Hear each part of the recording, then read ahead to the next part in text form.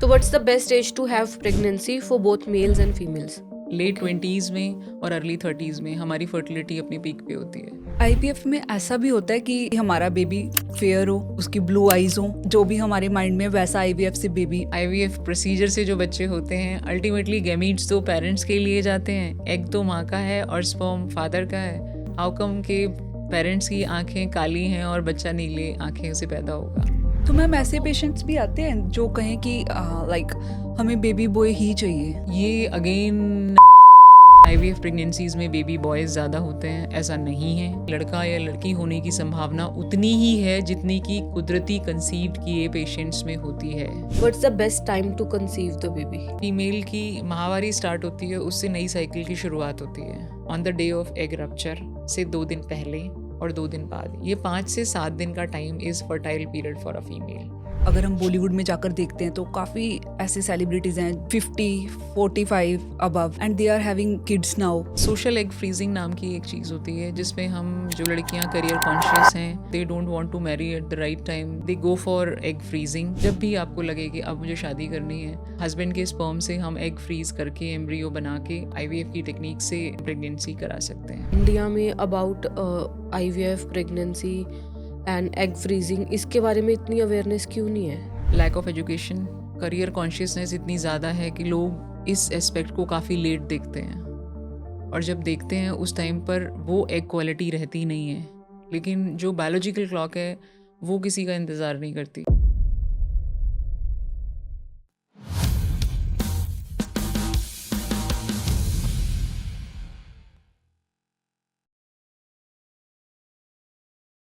कहते हैं बेबीज भगवान का रूप होते हैं और भगवान का सबसे बड़ा गिफ्ट भी।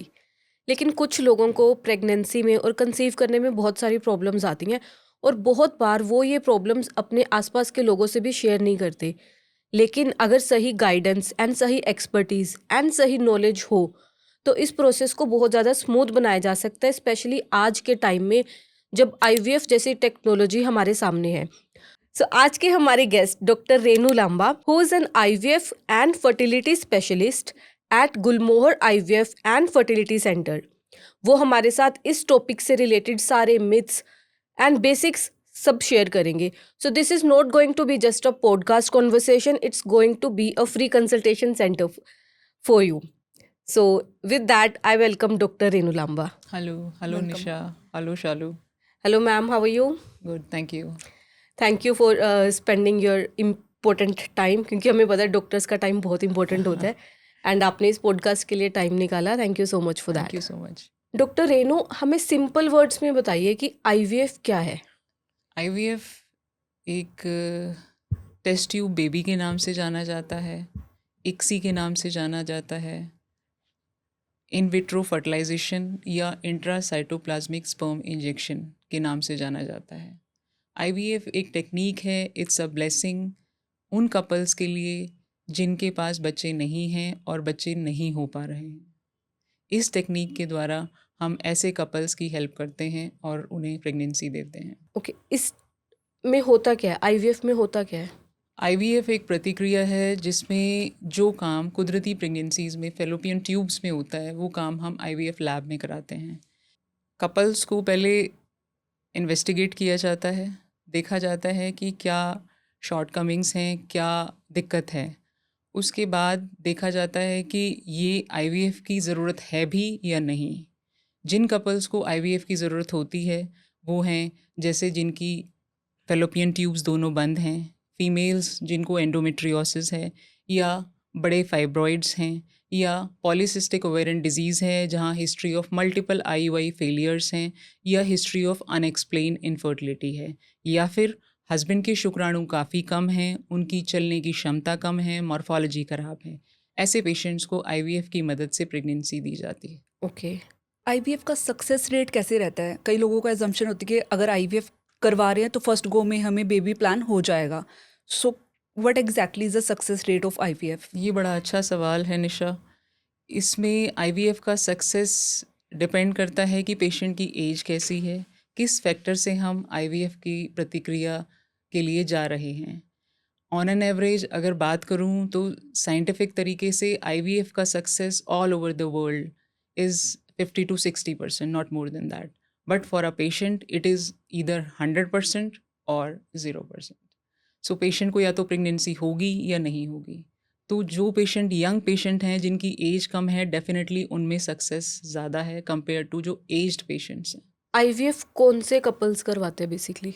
अभी जैसे हमने बात करी कि जिनकी दोनों फेलोपियन ट्यूब्स बंद हैं, हस्बैंड के शुक्राणु ठीक नहीं हैं, काउंट कम है, चलने की क्षमता कम है, मॉर्फोलॉजी ठीक नहीं है जिनकी शुक्राणु की, या हस्बैंड को एजोस्पर्मिया है, शुक्राणु है ही नहीं, ऐसे केसेस में आईवीएफ काफ़ी हेल्पफुल होता है.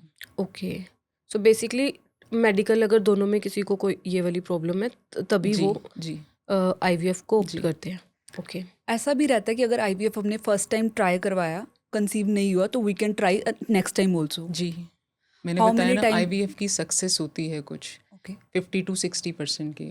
जो यंग पेशेंट्स होते हैं, बहुत सारे यंग पेशेंट फर्स्ट गो में कंसीव कर जाते हैं, और ऐसा भी है कि पेशेंट 2 या 3 बार के बाद कंसीव करें. इट वेरीज़ कि किस फैक्टर से हम आईवीएफ कर रहे हैं. पेशेंट की एग क्वालिटी कैसी है, स्पर्म की क्वालिटी कैसी है, कैसा हार्मोनल बैलेंस है उसका, कितना वज़न है, कैसी वो डाइट ले रहा है. ये कुछ चीज़ें हैं जिन पे आईवीएफ का सक्सेस काफ़ी हद तक निर्भर करता है. और कितनी बार करवा सकता है एक पेशेंट आईवीएफ ट्राई? कितनी बार करा सकता है? मोस्ट ऑफ द पेशेंट 2-3 बार में कंसीव कर जाते हैं, but as such there is no कोई लिमिट नहीं है कि कितनी बार कराए. Conception matters. एंड हर साइकिल में, जैसे पेशेंट, हर साइकिल में हम पेशेंट की साइकिल पढ़ते हैं कि इस तरह से इस ट्रीटमेंट को पेशेंट ऐसे रिस्पॉन्ड कर रहा है. सो आईवीएफ इज़ अ ट्रीटमेंट जो कुछ टाइम लेता है. 8-10 दिन के इंजेक्शन लगाए जाते हैं, फिर रिस्पॉन्स देखा जाता है, अल्ट्रासाउंड्स किए जाते हैं, और फिर एग्स निकाले जाते हैं. एग की क्वालिटी कैसी है, कितना नंबर है, स्पर्म के साथ जुड़ने के साथ कैसा एम्ब्रियो बनाया, कितने ब्लास्टोसिस्ट बने. ये कुछ पॉइंट्स हैं जिनके ऊपर डिपेंड करता है कि कैसे पेशेंट रिस्पॉन्ड करने वाला है. जो एम्ब्रियोज रखे गए वो यूट्रस ने एक्सेप्ट किए नहीं किए, कैसी इंटरेक्शन रही. दीज आर फ्यू पॉइंट्स जो देखे जाते हैं. कंप्लीट प्रोसेस क्या रहता है? क्योंकि ये चीज़ मैं स्टार्टिंग से समझना चाह रहे हैं. लेट्स सपोज अगर कोई कपल आपके पास आया आईवीएफ करवाने, तो आईवीएफ का प्रोसेस क्या रहता है? What exactly you patient doctors do? आता है एज ए कपल, हम पेशेंट को एडवाइस करते हैं कि हस्बैंड वाइफ साथ आएँ, सो दैट हम एक एवेल्युएशन कर सकें, कंप्लीट एवेल्युएशन जिसे कहते हैं, जिसमें स्टार्ट होती है इन्वेस्टिगेशन हस्बैंड के शुक्राणु से, और वाइफ के कुछ टेस्ट किए शुक्राणु जाते मीन्स स्पर्म्स कह रहे हैं? Sperms, yes. वाइफ के कुछ टेस्ट किए जाते हैं जिसमें कंप्लीट ब्लड काउंट से लेकर कुछ हार्मोनल टेस्ट भी होते हैं, वायरल मार्कर्स होते हैं, थायराइड है, प्रोलेक्टिन है, एंड एएमएच है. ये कुछ टेस्ट हैं, साथ में अल्ट्रासाउंड किया जाता है. सो पेशेंट की एक पिक्चर तैयार की जाती है कि इस फैक्टर की वजह से इनको बच्चा नहीं हो रहा. हर तरह का पेशेंट आता है, ऐसा नहीं है कि हर मरीज़ आईवीएफ के लिए होता है. उस इवैल्यूएशन के बाद हम डिसाइड करते हैं कि इसको किस मोडालिटी की ज़रूरत है. कुछ पेशेंट थोड़ी सी मॉडिफिकेशन के बाद कंसीव कर जाते हैं, कई पेशेंट्स को आईयूआई से कंसेप्शन हो जाती है, और कुछ पेशेंट्स को आईवीएफ के लिए जाना पड़ता है. फिर हम देखते हैं कोई हार्मोनल इम्बैलेंस तो नहीं है, कोई थायराइड ऊपर नीचे तो नहीं है, प्रोलेक्टिन ज़्यादा तो नहीं है. इन चीज़ों को ठीक किया जाता है. टाइम लगता है, 3 हफ्ते 4 हफ्ते. थायराइड को नॉर्मल लाएंगे, प्रोलेक्टिन नॉर्मलाइज किया जाएगा, कोई हीमोग्लोबिन डेफिशिएंसी तो नहीं है, वो करेक्ट की जाएगी. उसके बाद पेशेंट को आईवीएफ साइकिल के लिए लिया जाता है. करीबन 10 से 12 दिन के इंजेक्शंस रोज़ाना लगते हैं. ये टाइम बाउंड इंजेक्शंस होते हैं जो पेशेंट को समझा दिए जाते हैं और स्टार्ट किया जाता है. पेशेंट बखूबी समझते हैं और अच्छा रिस्पॉन्ड भी करते हैं. 4 दिन के इंजेक्शन के बाद अल्ट्रासाउंड किया जाता है, आपको जो इंजेक्शंस दिए जा रहे हैं उनका असर देखने के लिए. अल्ट्रासाउंड में देखा जाता है कि आपके फॉलिकल्स कैसे ग्रो कर रहे हैं. उसके अकॉर्डिंग आपकी डोज टाइट्रेट की जाती है इंजेक्शंस की, और एक एंटैग नाम का इंजेक्शन होता है जो ऐड किया जाता है 6th डे ऑनवर्ड्स. फिर 3 दिन बाद फिर से इंजेक्शंस का असर देखा जाता है अल्ट्रासाउंड से कि जो हम डोज दे रहे हैं उससे कैसे आपके फॉलिकल्स ग्रो कर रहे हैं. जब ये फॉलिकल्स 18 से 20 मिलीमीटर के हो जाते हैं, तब एक ट्रिगर नाम का इंजेक्शन ऐड किया जाता है, जो कि जो अंडे हमने बनाए हैं उनको पकाने के लिए कहूँ अगर सही मायने में, तो उस ट्रिगर के 34 से 36 घंटे के अंदर अंदर हम इन अंडों को बेहोशी में निकाल लेते हैं.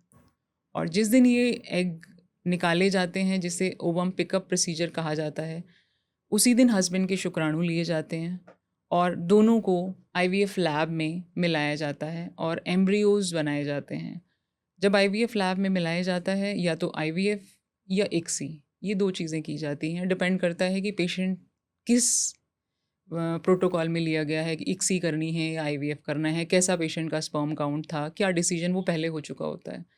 और नेक्स्ट डे फर्टिलाइजेशन स्टेटस देखा जाता है, कितने फर्टिलाइज हुए, फिर डे 3 के एम्ब्रियोज और फिर डे 5 के ब्लास्टोसिस्ट तैयार किए जाते हैं। ब्लास्टोसिस्ट जो बनते हैं वही लेटर ऑन मदर के यूट्रस में रख दिए जाते हैं और उसके 2 हफ्ते के बाद हम चेक करते हैं कि प्रेगनेंसी हुई या नहीं हुई।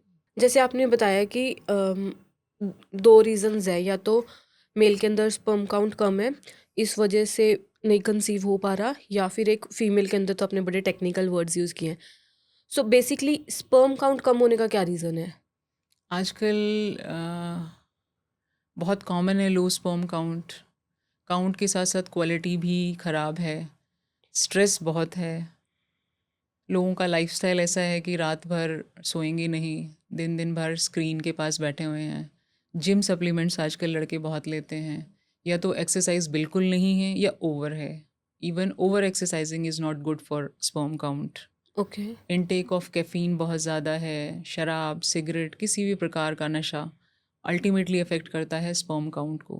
तो ये कुछ फैक्टर्स हैं जो स्पर्म की quality as well as quantity दोनों को गिराते हैं। ड्रिंकिंग, स्मोकिंग भी अफेक्ट करता है? बिल्कुल, काफ़ी काफ़ी इफ़ेक्ट है ड्रिंकिंग और स्मोकिंग का। स्मोकिंग का कहीं ज़्यादा। एंड ये चीज़ें हैं, मैंने बताया, जैसे ड्रग्स लेते हैं लड़के, जिम सप्लीमेंट्स जिनके अंदर स्टेरॉइड्स होते हैं, वो अल्टीमेटली फिर आपकी sperm quantity as well as quality दोनों को अफेक्ट करते हैं। जिम सप्लीमेंट्स में जैसे प्रोटीन भी आता है, लेकिन वो तो कहते हैं हमारी बॉडी के लिए इट्स वेरी इंपॉर्टेंट। अब तो क्या इस टाइप चीज़, के सप्लीमेंट्स भी अफेक्ट करते हैं? क्या चीज़ किस चीज़ में क्या है, ये तो कहना मुश्किल है कि कौन सा सप्लीमेंट इज़। उसके अंदर स्टेरॉइड्स होते हैं जो अल्टीमेटली आपकी स्पर्म प्रोडक्शन को अफेक्ट करते हैं। एंड फीमेल में इनफर्टिलिटी का मेन रीज़न क्या होता है? फीमेल में इनफर्टिलिटी के, अगर फीमेल सिस्टम की बात करूं, तो जो फीमेल का सिस्टम है जिसमें यूट्रस है, 2 फेलोपियन ट्यूब्स हैं और ओवरी से जुड़ी हुई हैं जो, तो कोई भी ऐसा फैक्टर जो कि इन चीज़ों पे असर डाल रहा है वो अल्टीमेटली आपकी फर्टिलिटी को अफेक्ट कर रहा है। सपोज़ जैसे हमारे नॉर्मल साइकिल के लिए थायराइड और प्रोलैक्टिन का विद इन रेंज होना काफ़ी ज़रूरी है। अगर थायराइड की ऊपर नीचे हो रहा है तो उसकी वजह से इनफर्टिलिटी हो सकती है। Excessive weight gain is again challenging for females, जो कि आपकी फर्टिलिटी को रिड्यूस कर रहा है वेट। आजकल पॉलीसिस्टिक ओवेरियन डिजीज़ बहुत कॉमन है, हर 5 में से 1 लड़की एज़ पर पीसीओडी। WHO, बिल्कुल, हर 5 में से 1 लड़की एज़ पर WHO आज पीसीओ है। सो ये कुछ फैक्टर्स हैं, hormonal imbalance, polycystic ovarian disease, या यूट्रस के अंदर फाइब्रॉइड्स हैं जिसकी वजह से आपकी यूट्रस की लाइन अफेक्ट हुई पड़ी है। आपको प्री मैच्योर ओवेरियन फेलियर आजकल काफ़ी ज़्यादा कॉमन है लड़कियों में। एंड करियर कॉन्शियस लड़कियां हैं जिसकी वजह से जब जिस एज पे शादी होनी चाहिए लड़कियां नहीं करती। And there is a biological clock which is round the clock running in case of females as well as males also. So that is again an important factor कि एक एज के बाद फीमेल्स की एग क्वालिटी डिट्योरेट होती है, quality as well as quantity दोनों ही कम होते हैं। सो इट्स गुड कि अगर लड़कियां 35 साल से पहले शादी कर लें और प्रेगनेंसी प्लान करें तो that is good for them. So what's the best age to have pregnancy for both males and females? 25 to 35, Any time in between? या लेट Okay. 20s में और अर्ली 30s में हमारी फर्टिलिटी अपनी peak पे होती है।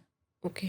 बॉयज़ तो जैसे आपने कई सारे रीज़न बताया कि इन वजह से उनका स्पर्म काउंट कम होता है और फर्टिलिटी पे अफेक्ट होता है, तो वो ये चीज़ें कम करके उसको बेटर कर सकते हैं। लेकिन फीमेल्स ऐसा क्या करे कि वो अपनी जो फर्टिलिटी है उसको बेटर कर सके? फीमेल्स में भी काफ़ी इंपॉर्टेंट फैक्टर्स हैं, जैसे लाइफस्टाइल मॉडिफिकेशंस, जिसमें हम कहते हैं कि weight should be like ideal weight के आसपास वेट रहे तो बेटर है। आजकल जंक फूड बहुत है, जंक फूड खाना, सिटिंग हैबिट्स ऐसी हैं कि घंटों घंटों बैठे रहना, फिटनेस के नाम पर बिल्कुल ऑलमोस्ट नील ही हैं आजकल लड़कियां। मैं देखती हूँ कि ऑल्दो इसके साथ साथ फिटनेस जो प्रो लड़कियां हैं उनकी भी कमी नहीं है, बैठे रहना round the clock, junk food का इंटेक लेना, स्ट्रेस लेना, लड़कियों में भी आजकल स्मोकिंग, अल्कोहल बहुत कॉमनली देखा जाता है। तो ये कुछ ऐसी चीज़ें हैं। Increase of caffeine intake should be limited. ये कुछ फैक्टर्स हैं जो आपकी HPO एक्सेस को डिस्टर्ब करते हैं, आपकी फर्टिलिटी एक्सेस को डिस्टर्बेंस देते हैं। So body weight should be like आपके आइडल बॉडी वेट के आसपास रहे तो बेहतर रहे। जंक फूड को जितना हो सके अवॉइड करें, घर का बना हुआ खाना खाएं, और that too on time. Breakfast की जगह ब्रेकफास्ट हो, लंच और dinner should be on time. Okay. Intake of अपने आप को हाइड्रेटेड रखें, फ्रेश फ्रूट, सीजनल फ्रूट्स खाएं, फ्रेश वेजिटेबल्स हों, फ्रोज़न फूड को अवॉइड करें। अभी आईवीएफ और इक्सी के बारे में हम बात कर रहे थे, इन दोनों में डिफरेंस क्या है? आईवीएफ और इक्सी में क्या डिफरेंस है? IVF के अंदर हम एक ही पेट्री डिश में एग और स्पर्म्स को छोड़ देते हैं, और वो फर्टिलाइज होते हैं, नेक्स्ट डे देखा जाता है। इक्सी यानी इंट्रासाइटोप्लाज्मिक स्पर्म इंजेक्शन, ये यूजुअली रिकमेंड किया जाता है उन कपल्स को जहाँ स्पर्म काउंट काफ़ी कम है या बिल्कुल नहीं है, जहाँ हम टीज़ा से या माइक्रोटीजे से स्पर्म्स एक्सट्रैक्ट कर रहे हैं। वहाँ हम एक अच्छा स्पर्म ढूंढ के और एग को फर्टिलाइज कराते हैं। एग के अंदर हमने इंसर्ट किया, उसको इंजेक्ट किया एग के अंदर उस स्पर्म को। ये इक्सी है। नहीं, Donor क्लियर नहीं type? हुआ। सेम ही, मतलब सेम ही हो गया ना। नहीं, IVF के अंदर एक पेट्री डिश के अंदर एग ली और उसके आसपास करीबन 50,000 to 1 लाख स्पर्म हमने छोड़ दिए, ठीक है। और हमने एक दिन के लिए रख दिए वो फर्टिलाइजेशन हम नेक्स्ट डे चेक करते हैं कि वो स्पर्म्स ने एग को फर्टिलाइज किया कि नहीं किया।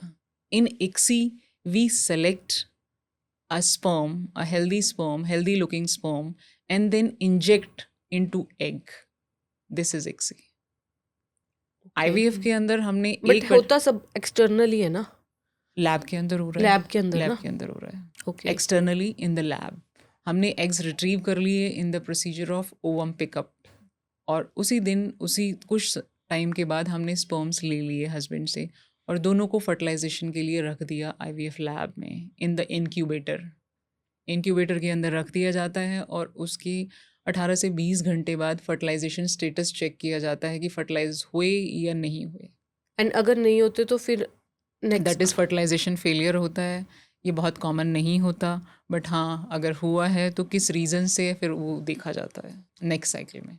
सो IVF के थ्रू जो बेबीज होते हैं कंपेयर टू जो नॉर्मली कंसीव होते हैं, उन दोनों में कोई डिफरेंस होता है बेबीज में? नहीं, IVF के द्वारा जन्मे हुए बच्चे बिल्कुल कुदरती जन्मे हुए बच्चे जैसे होते हैं। फ़र्क सिर्फ ये है कि जो काम फेलोपियन ट्यूब में हो रहा है नेचुरल प्रेगनेंसीज़ में, वही काम हम IVF लैब में कर रहे हैं इंक्यूबेटर के अंदर। एंड IVF के through when a lady delivers and normal pregnancy के थ्रू व्हेन शी डिलीवर्स, तो उसकी हेल्थ पे कुछ डिफरेंस होता है? ऐसा नहीं है। IVF कंसेप्शन और नेचुरल कंसेप्शन हैं तो दोनों कंसेप्शन ही अल्टीमेटली दोनों माँ के यूट्रस के अंदर ग्रो कर रहे हैं। तो जो चेंजेस नेचुरल प्रेगनेंसी में माँ फील कर रही है, वही चेंजेस IVF प्रेगनेंसीज़ में भी होते हैं। तो एज सच ये डिफरेंट कहना कि ये प्रेगनेंसीज़ अलग हैं और ये अलग हैं, ये गलत है। दोनों प्रेगनेंसीज़ हैं, दोनों की growth and everything is same. सिर्फ जो जहाँ वो ग्रो कर रहे हैं, जहाँ वो इनिशिएट हुए हैं, वो डिफरेंट है बस। Okay. IVF pregnancies definitely precious pregnancies होती हैं। इनको थोड़ा सा एक्स्ट्रा केयर की ज़रूरत होती है। स्टार्टिंग के 3 मंथ्स हमारा ट्रीटमेंट चलता है, सपोर्ट रहता है। उसके बाद once the placenta is well formed, ये सपोर्ट कम हो जाता है और ये प्रेगनेंसीज़ कुदरती प्रेगनेंसीज़ जैसी चलती हैं। ओके। आपने बताया था कि सक्सेस रेट काफ़ी कम होता है, 50-60% है, काफ़ी कम भी नहीं है, 50-60। क्या पेशेंट्स अपनी तरफ से कुछ ऐसी चीज़ें कर सकते हैं to improve the success rate in जी IVF? बिल्कुल। IVF के टाइम पे जो स्पर्म्स और एग रिट्रीव किए जाते हैं, उनकी जो रिक्रूटमेंट है वो 2 महीने पहले स्टार्ट हो जाती है। तो इन 2 महीने में अगर पेशेंट चाहे तो होलिस्टिक अप्रोच फॉलो कर सकता है, जिसमें एक अच्छी जीवन शैली, स्वस्थ भोजन एंड डिसिप्लिन अप्रोच काफ़ी मैटर करती है। कोई हार्मोनल इम्बैलेंस है तो उसे ठीक करे। Lifestyle modifications, regular exercise, meditation, yoga, इन चीज़ों का विशेष महत्व है। इन चीज़ों से आपकी एग और स्पर्म क्वालिटी इम्प्रूव होती है, और अगर हम एक अच्छे एग को एक अच्छे स्पर्म के साथ फर्टिलाइज़ कराएं तो डेफिनेटली एक अच्छा एम्ब्रियो तैयार होता है और प्रेगनेंसी सक्सेसफुल होने के चांसेस बेहतर होते हैं। जनरली जो आपके पास पेशेंट्स आते हैं, ज़्यादा इश्यूज किस में देखने को मिलते हैं इनफर्टिलिटी के, मेल्स में या फीमेल में? सपोज़ 1/3 पेशेंट्स में फीमेल फैक्टर होता है, 1/3 के अंदर मेल फैक्टर होता है, और रेस्ट 1/3 के अंदर कॉमन फैक्टर होते हैं जो कि मेल और फीमेल दोनों में देखे गए हैं। सो इनफर्टिलिटी में ये कहना कि female is at the fault, ये गलत है। इनफर्टिलिटी अपने आप में एक शब्द है जहाँ एज ए कपल हम पेशेंट्स को ट्रीट करते हैं, हस्बैंड और वाइफ, क्योंकि बच्चे के लिए माँ और पिताजी दोनों की ज़रूरत होती है, mother as well as father. तो आधा कंट्रीब्यूशन मदर का होता है और आधा फादर का। सो दोनों का हेल्दी स्पर्म और हेल्दी एग्स का होना ज़रूरी है। बट मेनली पहले ऐसे माना जाता था कि गर्ल्स की वजह से या फिर वुमेन की वजह से it's a myth. Infertility males की वजह से भी हो सकती है और फीमेल्स में भी हो सकती है। मैंने बताया ना कि एक स्वस्थ बच्चे के लिए एक हेल्दी शुक्राणु और हेल्दी एग दोनों की ज़रूरत पड़ती है।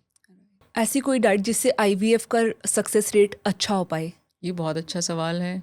मैंने बताया कि जितना हम हेल्दी डाइट लेंगे, जितने सीज़नल फ्रूट्स, सीज़नल वेजिटेबल्स लेंगे, उतने अच्छे हमारे गैमीट्स बनते हैं। द थिंग इज़ कि avoid frozen food, junk food को अवॉइड करना है। ये soft drinks, cold drinks, alcohol, excessive caffeine, they are again not good for gametes. अच्छी डाइट ग्रीन लीफी वेजिटेबल्स हैं। आप वाइट पार्ट ऑफ एग ले सकती हैं, जो चने होते हैं, जो they are good for this fertility. अंकुरित चीज़ें, स्प्राउट्स, सीजनल फ्रूट्स, भीगे हुए बादाम, नट्स, भीगी हुई अंजीर, these are good for the gametes. तो patient can have these things. Ma'am एक कपल को किस टाइम पे एक आईवीएफ स्पेशलिस्ट को कंसल्ट करना चाहिए? अगर शादी को 1 साल हो गया है और 1 साल से हम ट्राई कर रहे हैं, फिर भी प्रेगनेंसी नहीं हो रही है, तो फर्टिलिटी स्पेशलिस्ट को कंसल्ट करना चाहिए। Ma'am, is IVF painful? IVF painful नहीं है। आजकल काफ़ी एडवांसमेंट हो चुकी है ट्रीटमेंट में। इंजेक्शंस पहले जो इंट्रामस्कुलर लगाए जाते थे, आजकल सबक्यूटेनियस इंजेक्शंस आते हैं जो बिल्कुल ही पेनलेस काइंड ऑफ इंजेक्शंस होते हैं। आईवीएफ में जो पिकअप प्रोसीजर होता है वो बेहोशी में किया जाता है, तो पेशेंट को वैसे ही नहीं पता चलता। थोड़ा डिस्कम्फर्ट रहता है लेकिन पेनफुल नहीं कहूँगी मैं। एंड जो ट्रांसफ़र किया जाता है वो टीवीएस अल्ट्रासाउंड के जैसा होता है, तो it's not a painful procedure. लेकिन पेशेंट्स को ये मिथ रहता है कि इट्स वेरी पेनफुल, इंजेक्शंस बहुत पेनफुल होते हैं। ऐसा नहीं है। आईवीएफ प्रेगनेंसीज़ टाइम थोड़ा सा लेती हैं, एडवांसमेंट काफ़ी हो चुकी है, पेनलेस इंजेक्शंस आ चुके हैं, प्रेगनेंसी को सपोर्ट किया जाता है टिल 3 मंथ्स तक। वो भी सपोर्ट भी पेशेंट कंफर्ट को देखते हुए बनाया जाता है। एंड किस रूट से प्रोजेस्टेरॉन देना है, कैसे देना है, सो दैट प्रेगनेंसी अच्छी चलती रहे, इस चीज़ का काफ़ी ध्यान दिया जाता है। तो it's not a painful procedure. एक मैम मूवी, आप मूवीज देखते हो? जी, कभी कभी। गुड न्यूज़ मूवी देखी है आपने? सो हाँ जी, गुड देखिए। न्यूज़ में लाइक 2 कपल्स होते हैं and they both try for IVF I think. तो फिर उनका ऐसा होता है कि वो जो स्पर्म्स है वो मिक्स हो जाते हैं एंड उसका बेबी उसके यूट्रस में होता है, एक दूसरे कपल का बेबी दूसरे। ऐसा आ, रियल में हो सकता है नहीं या नहीं कभी नहीं, हुआ है? इस चीज़ के लिए काफ़ी ध्यान दिया जाता है। ये प्रोसीजर बहुत ही इंडिविजुअलाइज तरीके से किया जाता है। पेशेंट के जब गैमीट्स हैंडल किए जाते हैं, हर जगह लेबल लगाया जाता है कि किस पेशेंट का है ये, हस्बैंड वाइफ के नाम लिखे जाते हैं, और प्रोसीजर करने से पहले पेशेंट के मुंह से नाम निकलवाया जाता है कि I am so and so, और उनको कंफर्म करते हैं जो जो टीम इन्वॉल्व है। सो इस चीज़ का विशेष महत्व दिया जाता है कि गलती से भी गलती ना हो। वैसे इस मूवी में जो दिखाया गया उससे आपको नहीं लगता कि एक लोगों के मन में डर भी पैदा हो गया बिल्कुल होगा? बिल्कुल बिल्कुल बिल्कुल बिल्कुल सही डर है वो। लेकिन इस चीज़ को लिए विशेष, मैंने कहा विशेष, वेरी वेरी इम्पॉर्टेंट चीज़ है ये, और ख़ास इम्पोर्टेंस दी जाती है। ऐसे थोड़ी कि किसी का गैमीट किसी के साथ मिक्स हो गया, नहीं। इंडिविजुअलाइज ट्रीटमेंट इसी को कह रहे हैं, और ये प्रिकॉशंस रखी जाती हैं कि ऐसा ना हो। आईवीएफ में ऐसा भी होता है कि हम चाहते हैं कि हमारा बेबी फेयर हो, उसकी ब्लू आइज़ हो, उसके ब्लैक हेयर्स हो, जो भी हमारे माइंड में, वैसा आईवीएफ से बेबी मिल आईवीएफ के जो सकता है। बच्चे बनाए जाते हैं या आईवीएफ प्रोसीजर से जो बच्चे होते हैं, अल्टीमेटली गैमीट्स तो पेरेंट्स के लिए जाते हैं, एग तो माँ का है और स्पर्म फादर का है। सो बच्चा तो होगा पापा मम्मा जैसा ही ना। हाउ कम के पेरेंट्स की आंखें काली हैं और बच्चा नीले आंखें से पैदा होगा? क्योंकि ऐसा माइंड में आता है ना कि लैब में प्रिपेयर हो रहा है तो थोड़ा बहुत चेंजेस कर सकते हैं, आप कुछ नहीं ऐड नहीं इन कर नहीं, दो। गैमीट्स नहीं। पेरेंट्स के होते हैं।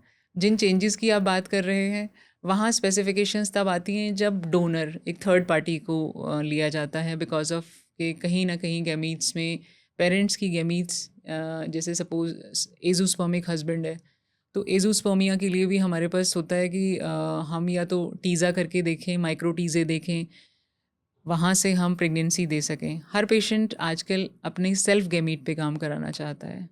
हाँ, जहाँ बिल्कुल ही कोई होप लाइक थर्ड गैमीट का हमें ज़रूरत है, वहाँ स्पेसिफिकेशंस होती हैं पेशेंट्स की, और उस हिसाब से किया भी जाता है। तो मैम मैम जब ऐसे वो पेशेंट्स भी आते हैं जो कहें कि लाइक हमें बेबी बॉय ही चाहिए। ये अगेन एक मिथ है कि आईवीएफ प्रेगनेंसीज़ में बेबी बॉयज़ ज़्यादा होते हैं। ऐसा नहीं है। आईवीएफ प्रेगनेंसीज़ में भी लड़का या लड़की होने की संभावना उतनी ही है जितनी कि कुदरती कंसीव्ड किए पेशेंट्स में होती है। सो बेबी बॉय होना, अगेन इट्स अ 50-50 चांसेस कि होने को लड़की भी हो सकती है और लड़का भी हो सकता है। एक हेल्दी बेबी हो, ये ज़्यादा इम्पॉर्टेंट है। लड़का या लड़की तो अगेन ईश्वर डिसाइड करता है। जैसे आपने कहा कि अगर मेल की तरफ से मतलब है ही नहीं चांसेस, देन आप डोनर प्रेफर, फिर उसके बाद डोनर स्पर्म्स हम यूज़ करते हैं। आजकल मेल इनफर्टिलिटी में भी काफ़ी ज़्यादा एडवांसमेंट हो चुकी है। हमारे पास टीज़ा, माइक्रो टीज़े जैसे प्रोसीजर हैं, जहाँ अगर हस्बैंड एज़ोस्पर्मिक है तो हम स्पर्म एक्सट्रैक्ट करते हैं और फिर एम्ब्रियोज़ बनाते हैं। यस, आपने कहा कि जैसे थर्ड पार्टी की ज़रूरत, अगर ये history of multiple TESA failures and micro TESE failures हैं, then one can consider. Otherwise science इतनी एडवांसमेंट कर चुका है कि टीज़ा और माइक्रो टीज़े बेबीज़ आजकल बहुत कॉमन हैं। बट मैम इन जो थर्ड केस है, फिर भी सेकंड केस है, इसके टीज़ा माइक्रो टीज़ा के बाद भी अगर फेलियर होते हैं, तब भी कपल्स में होता है कि हमें फिर भी बेबी चाहिए। इतने ज़िद्दी भी होते हैं लोग कि खुद का, क्योंकि वो खुद का तो नहीं हम बोल सकते, क्योंकि 50% हम बोल सकते हैं कि उनका अपना है, तो तब भी इतने ज़िद्दी होते हैं कि हमें चाहिए। और क्या होता है उनका माइंडसेट फिर? फ्रीक्वेंट साइकिल्स होती हैं कि हम कैसे इम्प्रूव कर सकते हैं सिस्टम को। जितना हो सके हम कोशिश करें कि अगर हार्मोनल थेरेपी काम करती है तो पहले हम हार्मोनल थेरेपी देते हैं 3 to 6 months मेल्स को। If it works then it's okay. अगर फिर भी नहीं हो रहा है तो फिर हमारे पास थर्ड पार्टी होती है, but that is last option. Ma'am एक ये भी तो हो सकता है कि let's suppose girl is fine but sperm, if they don't have sperms, father sperm, जैसे अभी हम डिस्कस कर रहे थे, तो वो फैमिली में, सो दैट फैमिली हमारी सेम रहे, किसी और का स्पर्म लेके they can have the baby. No no no, that is not legally correct. हम स्पर्म्स डोनर बैंक से लेते हैं, जहाँ इस चीज़ का खास ध्यान रखा जाता है कि वायरल मार्कर्स नेगेटिव हों, एंड पेशेंट की जो स्पेसिफिकेशंस हैं, ये हाइट है ऐसी, वायरल आप मार्कर्स नेगेटिव हो मतलब? जैसे HIV, HBS, HCV antigen free हों ये। ओके। एंड जैसे आपने कहा कि ऐसी आंखें चाहिए, ऐसी हाइट चाहिए, ये कॉम्प्लेक्शन है, ये सारी स्पेसिफिकेशंस को ध्यान में रखते हुए, ब्लड ग्रुप को देखते हुए, क्या उसका क्वालिफिकेशन स्टेटस है, ये सारी चीज़ें काउंट की जाती हैं, मैच की जाती हैं, then only we use the sperm release from the donor bank. So only donor bank से you can use, yes. Patient नहीं प्रोवाइड कर नहीं, सकता। आईवीएफ की कॉस्ट कितनी रहती है? एक IVF साइकिल की कॉस्ट वेरी करती है फ्रॉम 1.5 lakhs टू 2.25। ये डिपेंड करता है कि किस कारण से IVF कर रहे हैं, क्या थर्ड पार्टी की ज़रूरत है, डोनर्स की ज़रूरत है या नहीं है, डोनर स्पर्म ले रहे हैं या डोनर एग की ज़रूरत तो नहीं है, टीज़ा या माइक्रो टीज़े तो नहीं करना। ये कुछ फैक्टर्स हैं जिन पे IVF की कॉस्ट डिपेंड करती है। So somewhere between 1.5 to 2.25। जैसे हम कहते हैं कि अगर 35 एज तक बेबी प्लान कर लो इज़ परफेक्ट एज, बट अगर हम बॉलीवुड में जाकर देखते हैं तो काफ़ी ऐसे सेलिब्रिटीज़ हैं like who are 50, 45 above and they are having kids now. So how is possible for ah, them? एक सोशल एग फ्रीजिंग नाम की एक चीज़ होती है जिसमें हम जो लड़कियां करियर कॉन्शियस हैं वो they don't want to marry at the right time. Doctor साहब अभी शादी नहीं करनी अभी, लेकिन जो बायोलॉजिकल क्लॉक है वो किसी का इंतज़ार नहीं करती. So once the girl is 35 उसके बाद बायोलॉजिकल क्लॉक स्टार्ट हो चुकी है आपकी, जहाँ एक क्वालिटी भी डिक्रीज़ करेगी और क्वांटिटी भी कम होगी. सो ऐसे पेशेंट्स को सोशल एग फ्रीजिंग की फैसिलिटी हम प्रोवाइड कराते हैं कि इन देयर लेट 20s और early 30s they go for egg freezing. आप अपने एग्स फ्रीज़ करा लीजिए और जब जब भी आपको लगे कि अब मुझे शादी करनी है, सो हस्बैंड के स्पर्म से हम एग फ्रीज़ करके एम्ब्रियो बना के और आईवीएफ की टेक्निक से हम प्रेगनेंसी करा सकते हैं. बट एक केस पंजाब में देखा है, सिद्धू मूसेवाला, उनकी mother I think she will be above 60 या अबव 55, तो उन्होंने अभी बेबी प्लान किया एंड बेबी हुआ है. सो उनका क्या प्रोसेस रहा होगा? एज लिमिट है जो भारत सरकार ने तय की हुई है. 50 साल एज दी गई है हमें for the females and 55 is for males. So इसके बियॉन्ड ना तो प्रेगनेंसी एडवाइजेबल है पेशेंट्स को, क्योंकि हमें हेल्थ और सेफ्टी दोनों का ध्यान रखते हुए आगे चलना होता है. आईवीएफ से प्रेगनेंसीज कर तो ली, लेकिन आगे 9 मंथ्स कैसे वो उसको चलाएंगे, वो काफ़ी चैलेंजिंग हो जाता है once you cross 50. So it's better you complete your family at 35 years. और अगर ये जो आपका सवाल है आप जाना भी चाहते हैं तो एज 50 है, उसके बियॉन्ड एडवाइजेबल नहीं होती, क्योंकि प्रेगनेंसी की अपनी अलग चैलेंजेस होते हैं. पेशेंट हाइपरटेंशन के प्रोन होता है, डायबिटीज़ के प्रोन होता है, प्रेगनेंसी की कॉम्प्लिकेशंस विद एज बढ़ती हैं. सो वो रिस्क लेना is itself not advisable, is not advisable and not legal also. Not legal तो फिर ऑल्सो. मैम इनके केस में जैसे इन्होंने बताया सिद्धू मूसेवाला की जो मदर है उनके केस में कैसे हुआ होगा, क्योंकि उनकी एज भी क्योंकि जो उनका पहले वाला बेटा था उसके अकॉर्डिंगली हमें लगता है कि उससे ज़्यादा ही होगी 50 से. तो उनके लिए कैसे पॉसिबल हो पाया होगा? और इनफैक्ट हमें न्यूज़ में भी मैंने सुनने बताया को ना, मिला था. इंडिया में 50 है एज, अब्रॉड अलग अलग कुछ डेफिनेशंस हैं अब्रॉड के, इस एज तक कर सकते हैं, but in India it's 50 years.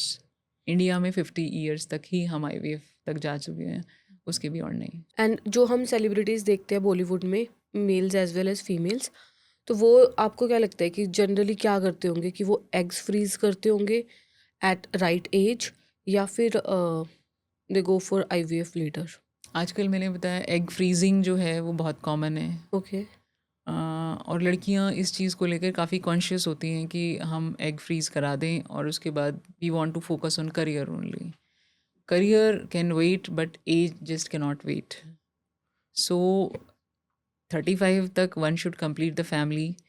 किस प्रोसीजर से हो रही है family complete, that is again ये अलग एक चैलेंजिंग क्वेश्चन है कि नॉर्मल हो रहा है, आईयूआई से हो रहा है या आईवीएफ से हो रहा है. आपको क्या लगता है कि इंडिया में about IVF, pregnancy and egg freezing, इसके बारे में इतनी अवेयरनेस क्यों नहीं है? Lack of education, career consciousness इतनी ज़्यादा है कि लोग इस एस्पेक्ट को काफ़ी लेट देखते हैं, और जब देखते हैं उस टाइम पर वो एक क्वालिटी रहती नहीं है. इसके अलावा एक डिले करने की जो टेंडेंसी है आजकल बच्चों की, ठीक है कर लेंगे, ठीक है कर लेंगे, ये एक पॉइंट है. वो इस चीज़ को समझ ही नहीं पाते कि 35 ईयर्स के बाद आपकी egg quality, quantity, sperm quality, everything is deteriorating. So it's better again and again complete your family before 40. Better है 35 तक कर लें, बट 40 तक तो ज़रूर ही कर लें. आईवीएफ से अगर हमारा एक बेबी हो गया, can we have the another baby with the normal process? ये डिपेंड करता है कि किस कारण से आईवीएफ किया गया था, उस टाइम पे पेशेंट की क्या इंडिकेशन थी आईवीएफ के लिए. सपोज़ किसी की दोनों ट्यूब्स ही बंद हैं, या जिसके हस्बैंड के शुक्राणु बिल्कुल ही नील हैं, ऐसे पेशेंट्स में तो दोबारा आईवीएफ ही कराना पड़ता है. या कोई ऐसा फैक्टर था कि जहाँ उस टाइम पर आ, नहीं हो पाया किसी कारण से, लेकिन हाँ वो अब वो फैक्टर, जैसे पेशेंट ओवरवेट थी, पीछे काफ़ी पॉलीसिस्टिक थी, history of multiple IOI failures थे, अब यस, एक बार हो गई प्रेगनेंसी तो in these cases patient conceive कर भी सकती है। If first baby is through IVF pregnancy, तो सेकंड बेबी में कितना गैप होना चाहिए? 2 से 3 साल का कम से कम। ओके। एंड इन जनरल वैसे यही यही 2 सेम से 3 प्रोटोकॉल। साल हाँ, का? मैंने बताया ना कि आईवीएफ प्रेगनेंसीज नेचुरल प्रेगनेंसीज जैसी ही होती हैं। जो गाइडलाइंस नेचुरल प्रेगनेंसी के लिए फॉलो करते हैं डॉक्टर्स, वही आईवीएफ प्रेगनेंसीज के लिए ही होती हैं। कोई डिफरेंस नहीं है दोनों प्रेगनेंसीज में। अभी एक रैंडम चीज़ मेरे माइंड में आती है, जब भी लेडीज़ प्रेग्नेंट होती है तो अपने रूम में एक बेबी की फ़ोटो ज़रूर लगाती हैं। So what exactly is the concept behind that? ऐसा होता है जैसे कहते हैं कि अगर बेबी की फ़ोटो लगी है तो बेबी भी सुंदर-सुंदर होगा, उससे इफ़ेक्ट होता है बेबी की पिक्चर अल्टीमेटली लगाने से? बच्चा तो अपने मम्मा पापा जैसा ही होगा, क्योंकि गेमीट्स उनके हैं। ठीक है, डाइट कैसी ले रही हैं, बच्चे की हेल्थ जो है इस चीज़ पे काफ़ी हद तक डिपेंड करती है कि मदर कितना स्ट्रेस फ्री है, मदर की डाइट कैसी है, कितना एक वॉक एंड एक्सरसाइज जो प्रेगनेंसी में रिकमेंडेबल होती हैं वो फॉलो कर रही हैं या नहीं कर रही हैं। सिर्फ फ़ोटो लगाने से वैसा बच्चा हो जाएगा, ये तो ओके। नहीं लगता। मैम, आपने कुछ केसेस भी बताए थे हमें लाइव, जो आपने मतलब आप 2500 से ज़्यादा केसेस सोल्व कर चुके हैं जी विद आईवीएफ। जी। सो कुछ ऐसा केस जो आपके माइंड में हमेशा हो, जो इम्पॉसिबल सिचुएशन थी वो पॉसिबल हो पाई विद आईवीएफ? हाँ, एक पेशेंट, इनफैक्ट कई पेशेंट्स ऐसे हैं जहाँ लगता था कि प्रेगनेंसी फिजिबल है, होगी या नहीं सेल्फ गैमीज से, लेकिन आज उनके पास उनके अपने गैमीज के बच्चे हैं, तो काफ़ी अच्छा लगता है उन पेशेंट से मिलकर, उनकी हिस्ट्री सोच कर भी। एक कपल है जहाँ हस्बैंड को एट द एज ऑफ 4 साल की उम्र में टेस्टिकुलर कैंसर था, एक टेस्टिकल निकाल दिया गया। उसके बाद 40+ की एज में उन्होंने शादी करी, एंड वाइफ जो है वो चाहती थी कि बच्चा हमारा ही हो। वाइफ डोनर स्पर्म नहीं चाहती थी, हस्बैंड को एजोस्पर्मिया। हमने माइक्रोटीजे एडवाइस किया, chances of sperm retrieval explain कर दिए थे पेशेंट को, गेमीट्स बनाए, एंड पेशेंट बहुत पॉजिटिव था, बहुत। एंड द वाइफ लिटरली काफ़ी ज़्यादा विश्वास था उसका। सो आज उनके पास अपना सेल्फ गेमीट्स का बच्चा है। तो इस ट्रीटमेंट में बेसिकली डॉक्टर की स्किल्स, पेशेंट का फेथ और ईश्वर की ब्लेसिंग्स, इन तीनों का काफ़ी रोल होता है। मरीज़ जो पॉजिटिव होके एक हॉलिस्टिक अप्रोच के साथ चलते हैं, एक पॉजिटिव एटीट्यूड के साथ चलते हैं, तो डेफिनेटली वो सक्सेस ले ही लेते हैं। एज सच प्रेगनेंसी में साइकोलॉजी कितना बड़ा रोल प्ले करती बहुत है? बड़ा, बहुत बड़ा। आईवीएफ ट्रीटमेंट के लिए जो 3 बेसिक चीज़ें हैं, इमोशन, टाइम एंड फाइनेंसेस, ये हैं। तो पेशेंट की जो साइकी है वो कितना पॉजिटिव अप्रोच के साथ चल पाता है, चल रहा है, ये बहुत इंपॉर्टेंट है। कई पेशेंट्स ऐसे होते हैं जो फर्स्ट साइकिल में जिनके क्वालिटी नहीं निकली, डिस्पाइट ऑफ मल्टीपल काउंसलिंग्स वो नहीं निकाल पाए, और फिर जब हम उन्हें दोबारा और फिर री-काउंसलिंग पे उतारते हैं कि तुम्हारे सामने रिजल्ट है, देखो you want to go for donor या थर्ड पार्टी एग्स के लिए जाना चाहते हो, लड़कियां बिल्कुल हो जाती हैं कि डॉक्टर साहब मेरे गैमीट्स पे ही काम करो, और उनके पास अपने बच्चे हैं। जब उन्होंने उस रिलीजियस अप्रोच को फॉलो किया, होलिस्टिक अप्रोच को फॉलो किया, तो मज़ा आता है देख के। आप पहले गायनी फील्ड में थे, तो आईवीएफ में आने का क्या मोटिव रहा, कैसे मोटिवेशन मिली? ये जिन पेशेंट्स के बच्चे नहीं होते यूजुअली काफ़ी इनको देख के बहुत बुरा लगता था कि ऐसा क्या। एक बार एक I was doing SRship, senior residency कर रही थी मैं जीएमसीएच में, तो एक कपल मेरे पास आया, उसको देख के मुझे history of many years of infertility थी, and she started weeping badly, रोने लगी काफ़ी। देन आई रियलाइज़ कि प्रेगनेंसी ऑब्स एक अलग चीज़ है जहाँ हम एक नए बच्चे को जन्म देते हैं, पर उसका उस बच्चे की इनिशिएशन एक अलग एस्पेक्ट है। सो जिनको बच्चे हो जाते हैं वो इस चीज़ को कभी काउंट नहीं कर पाते, लेकिन जहाँ जिनको नहीं हुआ उनसे पूछो ये कितना इम्पॉर्टेंट चीज़ है एक नई सोल को इस दुनिया में लाना।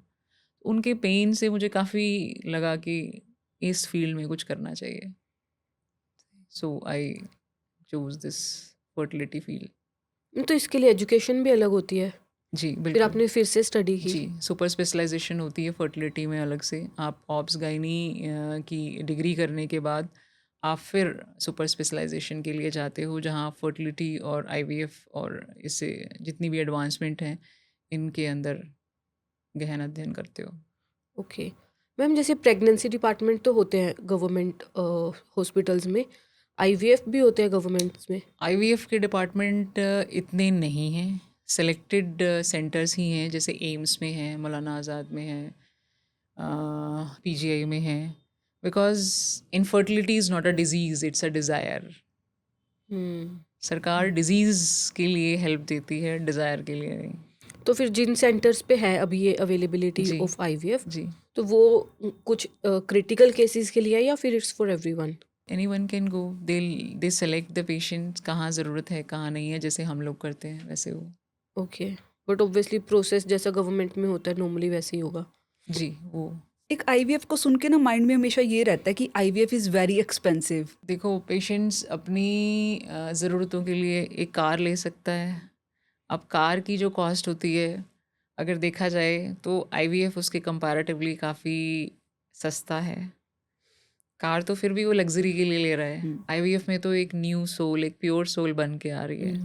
ठीक है, तो उस हिसाब से इट्स नॉट वेरी कॉस्टली। मैंने आपको बताया कि one cycle cost in the range of 1.5 to 2.25 कहीं भी, डिपेंडिंग अपॉन किस कारण से आईवीएफ हो रहा है। It's not very costly.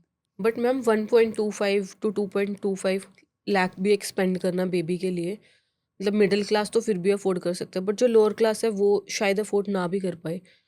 लेकिन मैं ये जानना चाह रही हूँ कि ये इतना एक्सपेंसिव जो है, हम इसको उनके अकॉर्डिंगली एक्सपेंसिव बोल रहे हैं, ये है क्यों? आईवीएफ इतना एक्सपेंसिव क्यों है? ये अच्छा सवाल है आपका। आईवीएफ में मैंने पहले भी बताया कि जो काम फेलोपियन ट्यूब में हो रहा है एक कुदरती प्रेगनेंसी में, वो काम हम आईवीएफ लैब में कर रहे हैं। इस ट्रीटमेंट में जो मीडिया यूज़ होते हैं, इनक्यूबेटर्स यूज़ होते हैं, एक सी मशीन होती है, पेशेंट का पिकअप किया जाता है, पिकअप निडल होती है, ट्रांसफ़र कैथेटर होता है, ये बहुत ही डेलिकेट यूज़ किए जाते हैं। और मीडिया, फ्रेश मीडिया हो, एम्ब्रियो के अनुकूल मीडिया का एनवायरनमेंट पूरा होता है, लैब का एनवायरनमेंट। तो ऑल ऑफ दीज जो एक्टिविटीज़ हैं they need special care as well as finances. That is why ये ट्रीटमेंट कहीं ना कहीं 1.5 से 2.25 के बीच में आता है। सपोज़ किसी कपल को डोनर एग की ज़रूरत है, तो डोनर एग भी कौन लोग डोनेट करते हैं एग्स, जो जिनको ज़रूरत है फाइनेंसिस की। और यहाँ इस तरफ जहाँ हमें एग्स की ज़रूरत है, जहाँ की या तो ओवरीज़ ने वक्त से पहले काम करना बंद कर दिया है, या सीवियर एंडोमेट्रियोसिस है जहाँ एएमएच बिल्कुल ही काफ़ी लो है, या मीनोपॉजल लेडी है। तो ये कुछ पॉइंट्स हैं। तो इन सभी चीज़ों में फाइनेंसेस कहीं ना कहीं आते हैं और इम्पॉर्टेंट भी हैं, डोनर को लेना, अलाइन करना। तो that is why the cycle is costly. Okay, so basically इसमें जो आपकी फोर्स यूज होती है, मैन फोर्स, वो definitely plus the technology and technology, सारी equipments. Advance technology, fresh media, advance machines, incubators, benchtop incubator, box incubator, electricity backup, everything is costly. Ma'am अभी आपने बीच में वर्ड यूज़ किया था मेनोपॉजल लेडीज़, तो हमारे माइंड में तो जनरली ये होता है कि मेनोपॉज के बाद तो प्रेग्नेंट नहीं हो सकते। उस केस में आईवीएफ कैसे वर्क करता है, या मैंने मेनोपॉज के बाद प्रेग्नेंट हो सकती है लेडीज़? बिल्कुल हो सकती है, डिपेंड करता है। जैसे इंडिया में आईवीएफ की एज फॉर फीमेल इट्स 50 साल। सपोज़ किसी को प्री मेच्योर मीनोपॉज हो गया है, 40 at the age of 40-45 menopause हुआ है, तो ऐसे केसेस में हम डोनर एग की हेल्प से प्रेगनेंसीज कराते हैं और प्रेगनेंसी संभव है। एज लेकिन 50 साल से कम हो। ओके, सो एग्स डोनर ही होंगे, उस एग्स नहीं प्रोड्यूस कर सकते ना नहीं मेनोपॉज के नहीं, बाद? वो नहीं, वो ओके, फिजिबल नहीं बट है। क्या मेनोपॉज के बाद फीमेल की बॉडी सपोर्ट करती है pregnancy? Again age, age age तो पे 50 50 तक से आपने कम बता है, ही दिया। डेफिनेटली कुछ हार्मोन्स दिए जाते हैं। इस एज में पहले हम फिजिशियन क्लियरेंस लेते हैं पेशेंट की बॉडी फिट है फॉर प्रेगनेंसी और not. If patient can carry pregnancy तो ही पेशेंट को आईवीएफ के लिए लिया जाता है, अदरवाइज़ नहीं. क्योंकि ओके. प्रेगनेंसी में जो मोस्ट इम्पॉर्टेंट चीज़ है पेशेंट की हेल्थ और safety. So that is very important. तो किसी भी काम को करने से पहले हम उसके चैलेंजेस देखते हैं, कैसे ये प्रेगनेंसी को चलाएंगी, ये दिक्कतें आ सकती हैं, उनको प्रिडिक्ट करते हैं, और जो दिक्कतें ओवरकम की जा सकती हैं तब हमें क्लियरेंस मिलती है. अदरवाइज अगर नहीं है तो absolutely no to the patient, because patient safety is our priority. Legal age for IVF in female in Is India 50. is 50, 50. and for male. It is 55, 55, 50 और 55 साल. डॉक्टर, जैसे आपने बताया कि फीमेल बेसिकली गवर्नमेंट भी इसी वजह से एक लीगल एज रखती है, क्योंकि जी. उसके बाद उनकी बॉडी प्रेगनेंसी सपोर्ट नहीं कर सकती जी. एक फीमेल की. जी. उसकी हेल्थ को रिस्क है, उसकी लाइफ को रिस्क है. जी. बट मेल के अंदर एक लीगल एज क्यों डिफाइन की है फॉर आईवीएफ? जो बायोलॉजिकल क्लॉक होती है फीमेल्स की, वो दैट स्टार्ट्स लाइक 35 ईयर्स के बाद हम कहते हैं कि वो टिक टिक करने लग जाती है. मेल्स के लिए भी आफ्टर 45 वो जो स्पर्म क्वालिटी होनी चाहिए जो एक यंग मेल्स में होती है, वो डेफिनेटली आफ्टर 45 वैसी नहीं होती. बट स्टिल जो बायोलॉजिकल क्लॉक है that is little bit slower in males as compared to females. Or once the males cross 45 years, chances of abnormal babies is also there. Autism होने की संभावना ज़्यादा होती है. तो मेल्स के लिए भी गाइडेड जो गाइडलाइंस हैं वो 55 ईयर्स कही गई हैं, बट नॉट बियॉन्ड दैट. कि ओके. एबनॉर्मल बच्चा, बिहेवियरल सिम्टम्स, ऑटिस्टिक बच्चे, ये होने की संभावना डेफिनेटली विद एज बढ़ जाती है. एंड जैसे आप कह रहे हो ऑटिस्टिक बेबीज या फिर एबनॉर्मल बेबीज, ये ड्यूरिंग प्रेगनेंसी पता चल जाता है कि नहीं, ये प्रॉब्लम होगी, या नहीं, आफ्टर डिलीवरी ही ये पता तो चलता है? आफ्टर डिलीवरी ही पता चलते हैं.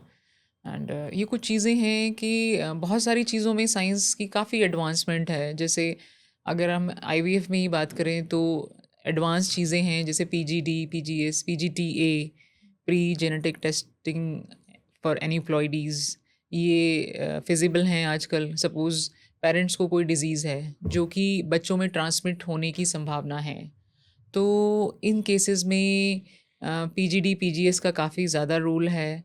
इसमें हम एम्ब्रियोज़ की बायोप्सी करते हैं, और जो डिज़ीज़ फ्री एम्ब्रियोज़ होते हैं उनको हम यूट्रस में रखते हैं at the time of transfer.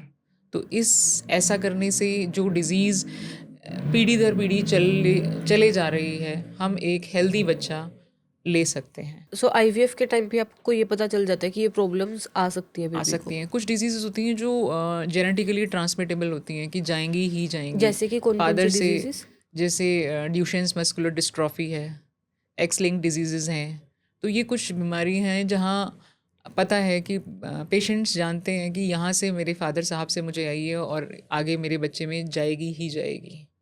तो वो उस संभावना को हम बिल्कुल ही वो कर सकते हैं इन टेस्ट की मदद से, पीजीडी, पीजीएस, पीजीटीए की मदद ओके. से. हम वो एम्ब्रियो सेलेक्ट करते हैं जो डिज़ीज़ फ्री हो, और उस एम्ब्रियो को यूट्रस में रखा जाता है प्रेगनेंसी के लिए, जो डिज़ीज़ फ्री एम्ब्रियो है. ये सो आईवीएफ ये के एक लिए तो है. बेसिकली प्लस पॉइंट हो गया, एडवांसमेंट है ये आईवीएफ. एडवांसमेंट है जी. कि हेल्दी बेबी के लिए जो जी. नॉर्मल में पॉसिबल नहीं है, राइट? ये चीज़ नॉर्मल में नॉर्मल जहाँ प्रेगनेंसी में नहीं जहाँ पॉसिबल ना? डिज़ीज़ जो हेल्दी कपल है, जो किसी और कारण से आईवीएफ के लिए आया है, उसमें हेल्दी बेबी होने की संभावना उतनी ही है जितनी कि एक कुदरती प्रेगनेंसी में है. तो हर पेशेंट को इस टेस्टिंग के लिए लेना इज़ नॉट एडवाइजेबल. कुछ फैमिलीज़ हैं जिनमें एक डिज़ीज़ चले जा रही है पीढ़ी दर पीढ़ी, और जिसकी वजह से लोग परेशान हो रहे हैं. तो अब कपल चाहता है कि जी ये डिज़ीज़ फ्री बच्चा चाहिए मुझे तो, और बच्चा लेकिन हमारा ही हो, हमारे ही गमीत से आप कीजिए. काफ़ी एडवांसमेंट हैं आजकल आईवीएफ में. डॉक्टर, आईवीएफ के बारे में आपने काफ़ी कुछ हमें क्लैरिटी दी है. जी. एक मेरा क्वेश्चन अभी नॉर्मल प्रेगनेंसी के को लेके है कि what's the best time to conceive the baby? जो नेचुरल कंसेप्शन होती है, जब फीमेल की माहवारी स्टार्ट होती है, उससे नई साइकिल की शुरुआत होती है. और उस टाइम पे आपके अंडे बनने की शुरुआत हो जाती है, जो कि हम अल्ट्रासाउंड पे देखते हैं। जब ये एग 18 से 20 मिलीमीटर का होता है और ये जब फटता है तो इसमें से एग निकलता है बेसिकली। वो एग जब स्पर्म के साथ यूनाइट करता है तो वो जो टाइम है एग फटने का, वो एक लेडी का फर्टाइल टाइम होता है। सपोज़ किसी की साइकिल स्टार्ट हुई फर्स्ट से और 14th को वो एग रप्चर हुआ, तो ये जो जो फर्टाइल डेज होते हैं, एग की लाइफ होती है 24 आवर्स और स्पर्म की लाइफ कहीं ना कहीं 3 से 5 दिन की होती है। तो ये जो टाइम पीरियड है on the day of egg rupture से 2 दिन पहले और 2 दिन बाद, ये 5 से 7 दिन का time is fertile period for a female. और ये साइकिल के बीचों बीच वाले जो दिन हैं वो फर्टाइल डेज में काउंट होते हैं। साइकिल के बीचों बीच जैसे मतलब 28 दिन की माहवारी है पेशेंट की, तो Periods कहीं ना means. कहीं एग्जैक्टली ड्यूरेशन ऑफ मेंसेस, तो कहीं ना कहीं 14th डे के आसपास मेंसेस ओवुलेशन हुआ है। तो उस 14th डे के 2 दिन आगे और 2 दिन पीछे हम ले लेते हैं। मैंने बताया ना कि स्पर्म की लाइफ होती है 3 दिन, 3 से 4 दिन। तो उस एंगल से हम ये 5 से 6 दिन जो होते हैं ये फर्टाइल डेज में काउंट होते हैं। Getting my point?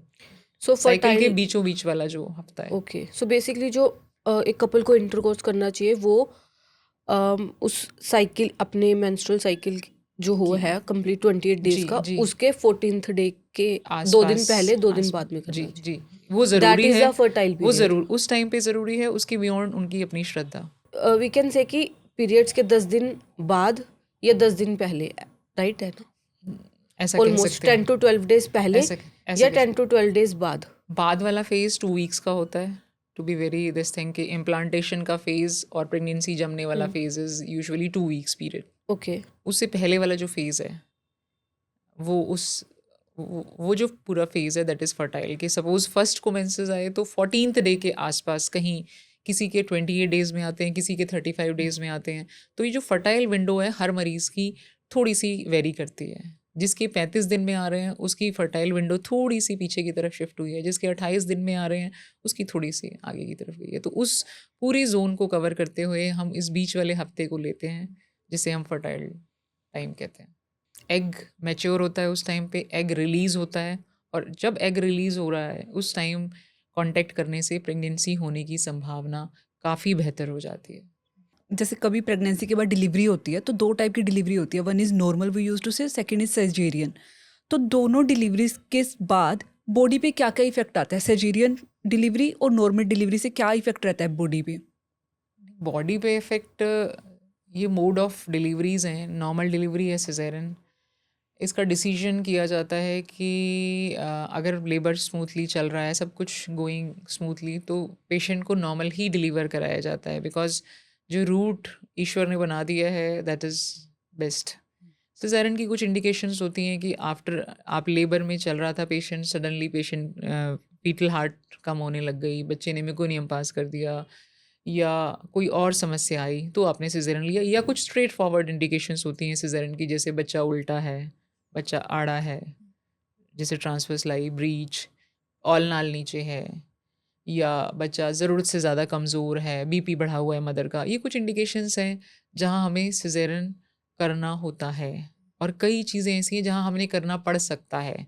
Otherwise normal delivery and caesarean एक सर्जरी है जिसमें पेशेंट को ऑपरेट किया जाता है। नॉर्मल डिलीवर आप जानते हैं कि नॉर्मल डिलीवरी कॉमनली ना जैसे ऐसे आफ्टर 6 मंथ्स लेट्स से जी एक नॉर्मल डिलीवरी हुई है सिजेरियन, जी, तो आफ्टर 6 मंथ्स की हम बात करते हैं जो एक एक इनफ सिज़ेरियन पीरियड, तो वूंड को बॉडी ही, सेम रहती है एक हाँ, फीमेल बॉडी की? में ऐसा कुछ भी नहीं है कि दोनों में अलग अलग रहेगी। सिज़ेरियन डिलीवरी जो हुई है, सिज़ेरियन में एक वूंड है जो यूट्रस को कट करके निकाला गया है बच्चे को, तो मिनिमम टू मिनिमम 3 मंथ्स उस वूंड को हील होने का टाइम हम लेते हैं।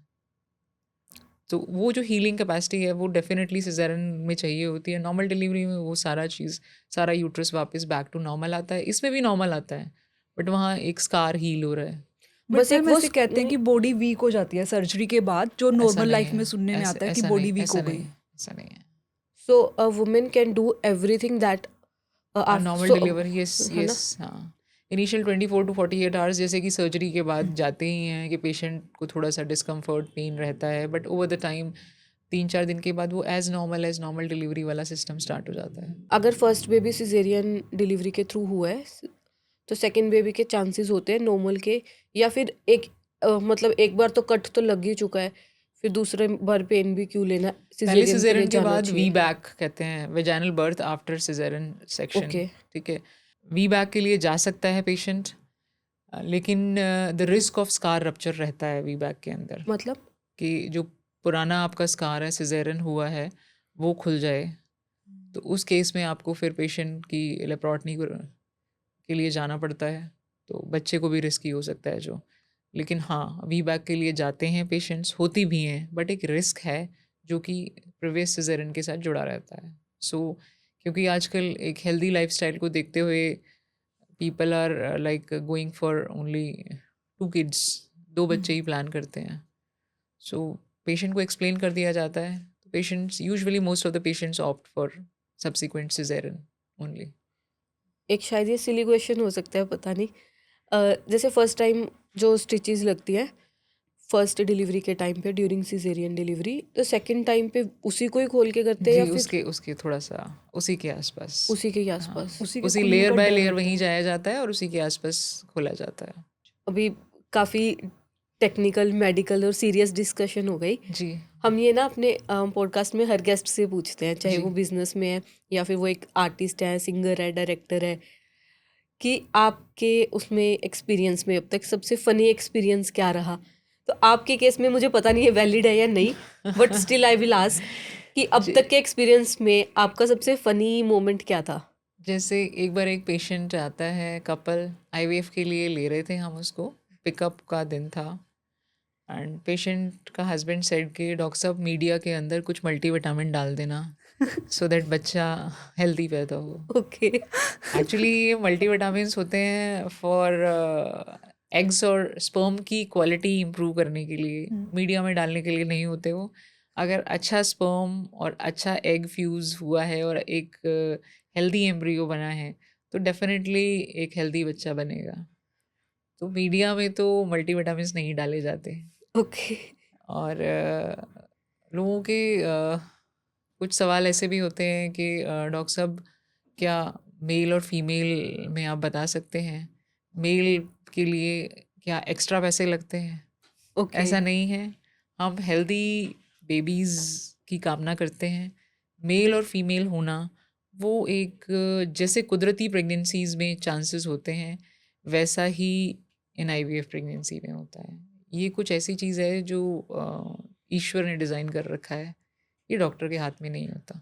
वैसे ये जो चाहते हैं कि बेबी वो हो, बॉय हो, ये लीगली आप नहीं करते हैं या फिर टेक्निकली ही आपके पास वो लीगली भी नहीं है? ये ठीक नहीं है, और मैंने बताया ना ये कुछ ऐसी चीज़ें हैं कि जो कहीं हद तक, in fact everything is in God's hand. एक प्रेगनेंसी, कुदरती प्रेगनेंसी में जैसे बेटा या बेटी होने की संभावना होती है 50-50, बेटा भी हो सकता है और बेटी भी हो सकती है। उसी तरह आईवीएफ प्रेगनेंसी में भी बेटा भी हो सकता है और बेटी भी हो नहीं, सकती है। इसमें सपोज़ किसी के पास 2 बेटे हैं और वो कहता है कि मुझे अब तीसरा बच्चा करना है जो बेटी होनी चाहिए, उस तीसरे बच्चे में भी संभावना 50% है कि बेटा हो जाए और 50% फिर भी बेटी हो सकती है। लाइक नॉर्मल प्रेगनेंसी में तो एक ही अंदर एम्ब्रियो बनता है, जी लेकिन आपके पास जब आप वो करते हैं तो जी काफ़ी सारे एग्स होते हैं जी एंड स्पर्म भी काफ़ी जी वो होते हैं, जी। तो आप तो मल्टीपल एम्ब्रियोज बना के ये चेक नहीं कर सकते कि ये बेबी बॉय का है, ये गर्ल का है, ये नहीं इन्फ्यूज नहीं का? नहीं नहीं नहीं नहीं ओके। नहीं, वो एडवाइजेबल ही नहीं है और ना वो लीगली अलाउड है और ना वो करना चाहिए। ओके।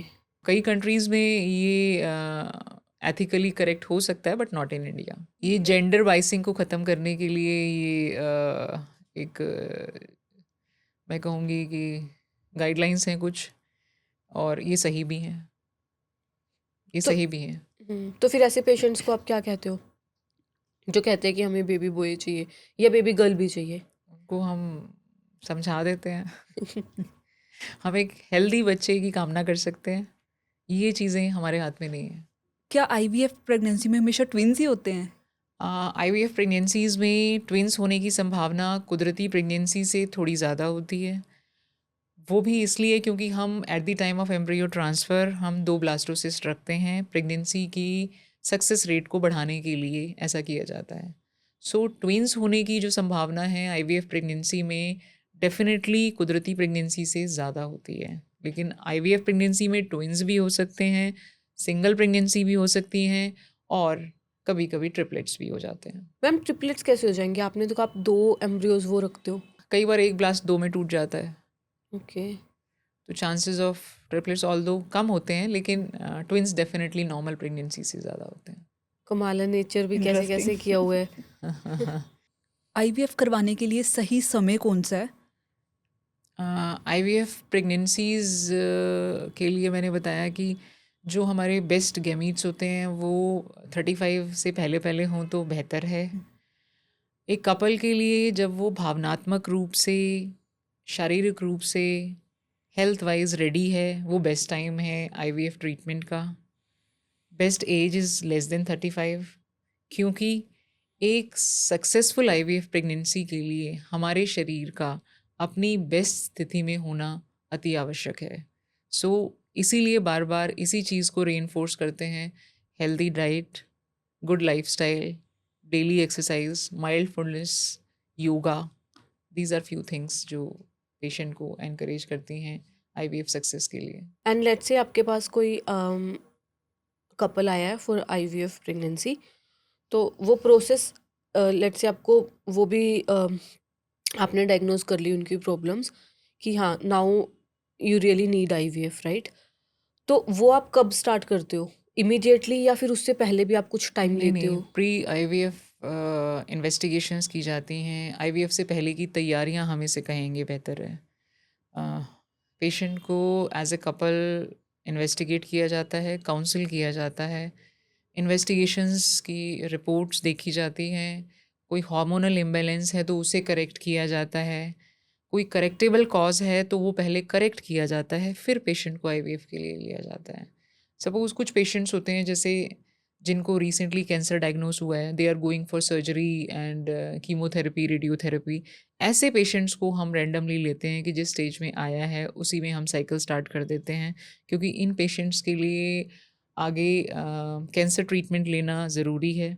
तो उन पेशेंट्स को रैंडम स्टार्ट करते हैं हम और उनके एम्ब्रियोज बना के रखते हैं। जब ये कैंसर से सरवाइव कर जाते हैं और वापस बैक टू नॉर्मल आ जाते हैं, उनकी शारीरिक स्थिति ऐसी हो जाती है कि दे कैन कैरी प्रेगनेंसी, फिर उस टाइम पे इनको एम्ब्रियोज रखे जाते हैं।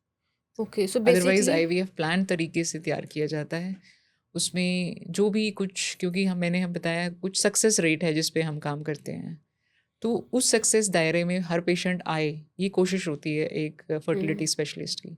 इसीलिए हम पहले pre IVF investigations, pre IVF counselling, ये सारी पहले ही हों तो बेहतर है। अगर किसी को कैंसर था, कीमोथेरेपी हो गई, अब वो सेफली वापस आ गया है, वो बैक टू नॉर्मल लाइफ आ सकता है, प्रेग्नेंट हो सकता है एज हाँ सच? बिल्कुल, बिल्कुल हो सकता है, बिल्कुल हो सकता है। जैसे अभी एक एक लड़का था, मैरिड लाइफ अभी 2-2.5, अभी चीज़ें मैं कैसे, मुझे नहीं पता कैसे बताऊँ, 2-2.5 साल की मैरिड लाइफ है। उसको ये लड़की को ही काउंसिल करना बड़ा ज़ोर लग रहा था कि भाई तू इस पॉइंट ऑफ टाइम पे उसकी जान इम्पोर्टेंट है। बट आजकल की जनरेशन कुछ अलग है। जैसे मतलब जो इतना ट्रीटमेंट होता है कीमो का और रेडियो वेव्स वगैरह होती हैं, हमें इतना टेक्निकली पता नहीं है, तो उसके बाद भी pregnancy chances for both male and इसीलिए फीमेल आर इक्वल। इसीलिए आ, कि, कि, किसी भी कैंसर ट्रीटमेंट पे जाने से पहले मेल्स के स्पर्म फ्रीज कर लिए जाते हैं और फीमेल्स के एग्स बना के, एम्ब्रियो बना के रख लिया जाता है कि भाई बन गए हैं तेरे एम्ब्रियोज, अब you go for the surgery. Okay, ये उनका प्रोसेस फिक्स है कि होगा ही होगा? नहीं, मरीज़ की अपनी मर्ज़ी है। जिसके पास 2 बच्चे हैं वो क्या करेगा करा के। ओके, जिसको यंग एज में हुआ है और जिसको फैमिली प्लान करनी है उसको करना है। तो ये फिर चीज़ पेशेंट बताता है या डॉक्टर एडवाइस करते हैं डॉक्टर उसको? एडवाइस कर देता है कि भाई कितने बच्चे हैं ये, अच्छा लगता है कि सब कुछ ठीक जाएगा, ऐसा लगता है कि ऑपरेट करने पे everything will be fine, but to be on safer side you go for this treatment. इसमें रैंडम स्टार्ट प्रोटोकॉल होता है।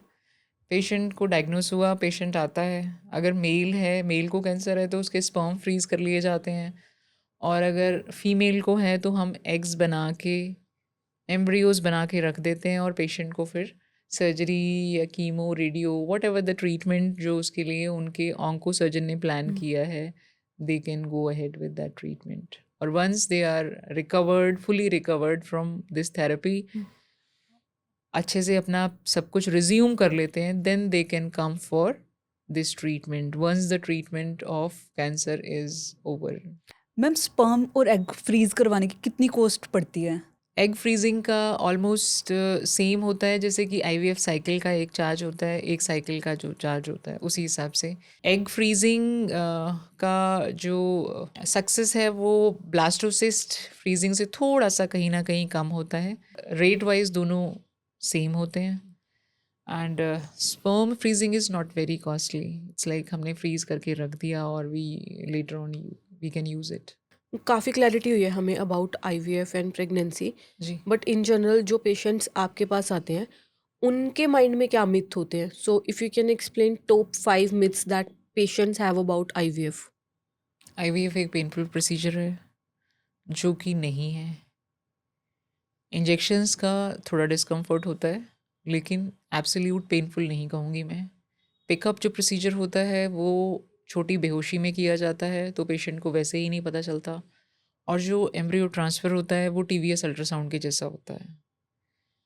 पेशेंट अक्सर ये पूछते हैं कि हमेशा ट्विंस होते हैं, ऐसा नहीं है। नेचुरल प्रेगनेंसी से थोड़ी ट्विंस की संभावना ज़्यादा होती है। आईवीएफ बेबीज़ डिज़ाइनर बेबी होते हैं, वो बिल्कुल नॉर्मल बच्चे की जैसे होते हैं, वो कोई डिज़ाइनर बेबीज़ नहीं होते हैं। आईवीएफ में हमेशा बॉयज़ होते हैं, ऐसा नहीं है। लड़का या लड़की होने की संभावना कुदरती प्रेगनेंसी जैसी है आईवीएफ में भी। आईवीएफ से जो बच्चे होते हैं वो नेचुरल प्रेगनेंसी जैसे ही होते हैं, बिल्कुल। सिर्फ प्रेगनेंसी ठहराने का जो प्रोसीजर है वो आईवीएफ में किया गया है, लैब में एम्ब्रियो बनाया गया है, वही काम कुदरती प्रेगनेंसी में फेलोपियन ट्यूब में होता है। अल्टीमेटली प्रेगनेंसी का ठहराव तो माँ के गर्भ में ही हो रहा है। प्रेगनेंसी की बढ़ोतरी भी आगे माँ के यूट्रस में ही होगी। तो आईवीएफ प्रेगनेंसी होती बिल्कुल कुदरती नेचुरल प्रेगनेंसी जैसी ही होती हैं।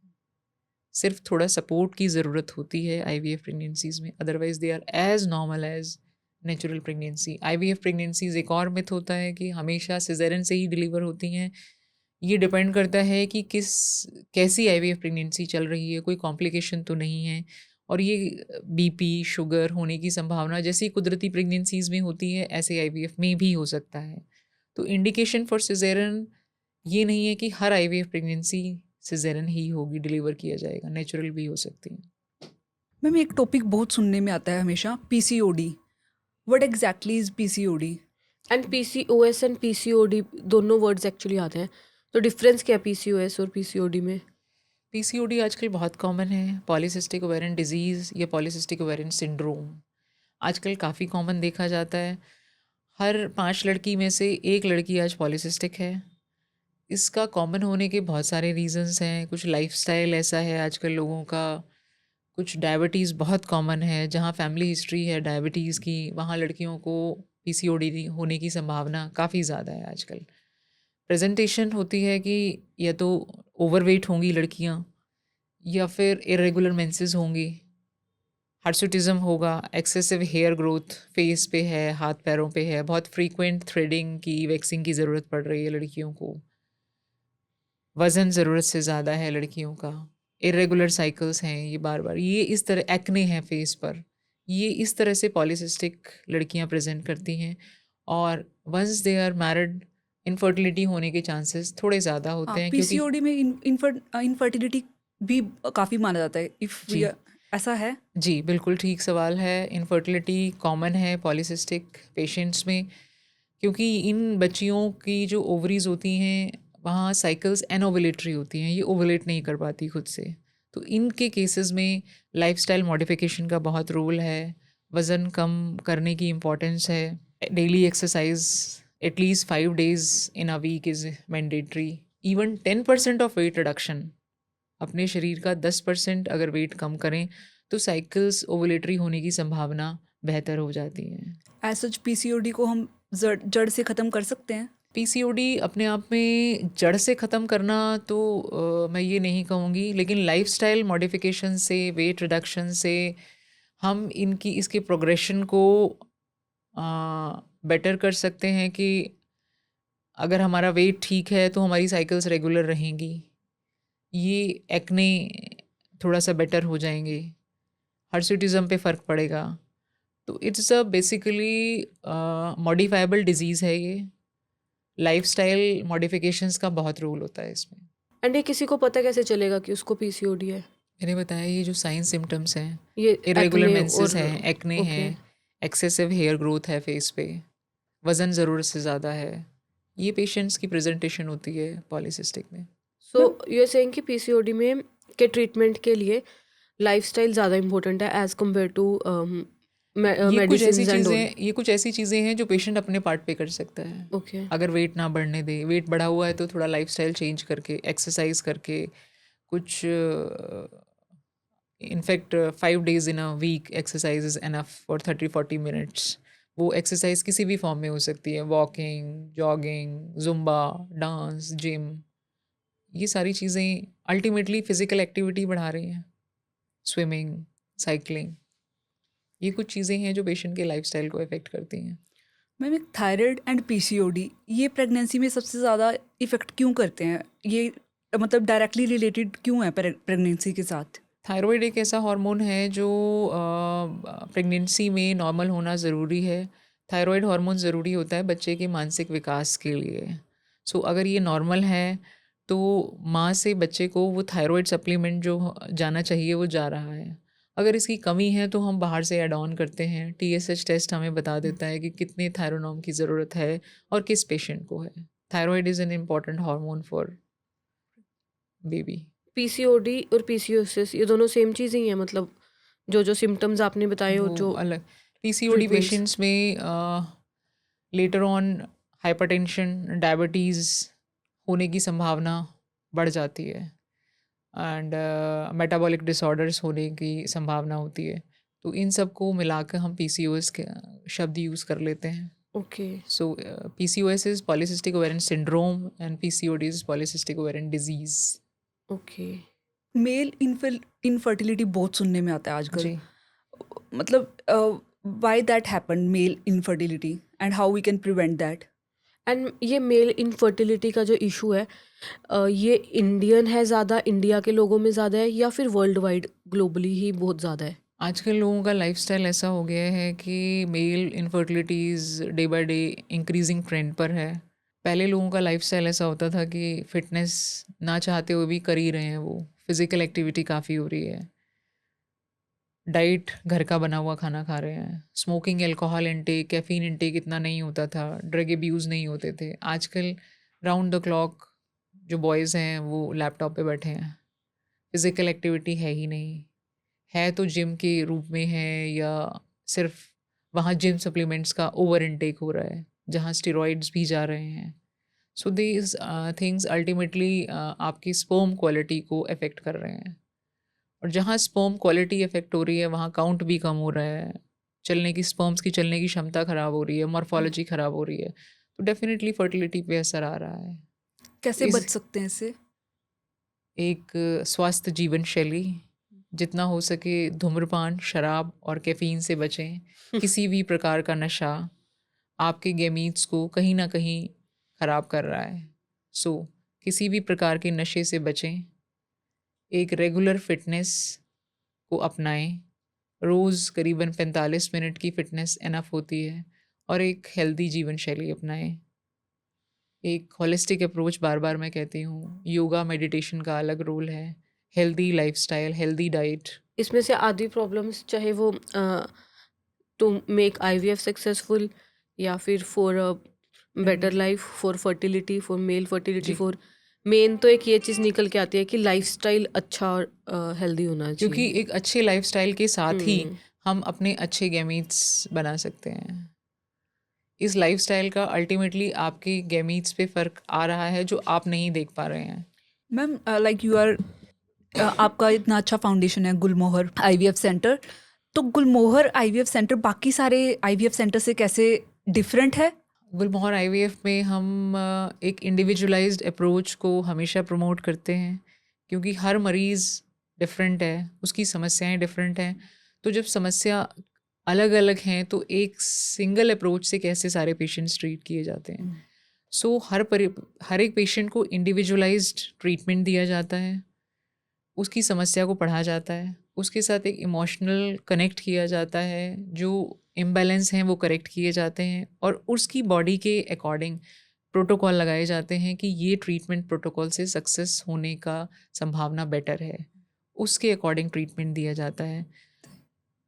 कॉरपोरेट स्टाइल में हम काम नहीं करते, हम एक इमोशनल बॉन्डिंग के साथ साथ एक साइंटिफिक अप्रोच फॉलो करते हैं, सो दैट पेशेंट को सक्सेस जोन में ले आए। आपने एक फ़नी केस बताया था। आपका सबसे अच्छा केस या सबसे मेमोरेबल मोमेंट जो आपको याद हो in your entire journey? Her patient अपने आप में इम्पॉर्टेंट होता है। उसकी प्रेगनेंसी जब आती है तो हमारे लिए वो खुशियों का दिन होता है। जिसकी जर्नी जितनी टफ़ होती है, उसके साथ हमारी उतनी ज़्यादा खुशियाँ जुड़ी होती हैं। जैसे मैं बता चुकी हूँ कि एक माइक्रोटीज़े का केस था, मैलिग्नेंसी वाला, जिसको at the age of 4 years पे मैलिग्नेंसी हुई और फिर हमने माइक्रोटीज़े किया और प्रेगनेंसी। ऐसी सिमिलर और पेशेंट्स हैं। एक पेशेंट है जिसको ट्यूबरक्लोसिस था। एवरीवन वाज लाइक कि डोनर एग से आईवीएफ करते हैं। पहले उसको ट्यूबरक्लोसिस हमने डिटेक्ट किया, उसको ट्रीट किया, फिर उसको हाइपोथायरॉयडिज्म, थायराइड का डिसऑर्डर हुआ, वो ट्रीट किया, फिर उसके गैमीट्स पे हमने काम किया और हमने सेल्फ गैमीट्स से प्रेगनेंसी कराई। तो we usually reinforce for self gametes. Donor egg की आउटराइटली कई पेशेंट्स होते हैं जिन्हें ज़रूरत होती है, जहाँ प्रीमेच्योर मीनोपॉज हो गया है, ओवरीज ने वक्त से पहले काम करना बंद कर दिया है, egg quality despite of multiple effect IVF failures नहीं निकल रही है। वो कुछ केसेस हैं जहाँ डोनर एग वर्क्स, बट हर पेशेंट डोनर एग आईवीएफ के लिए नहीं होता।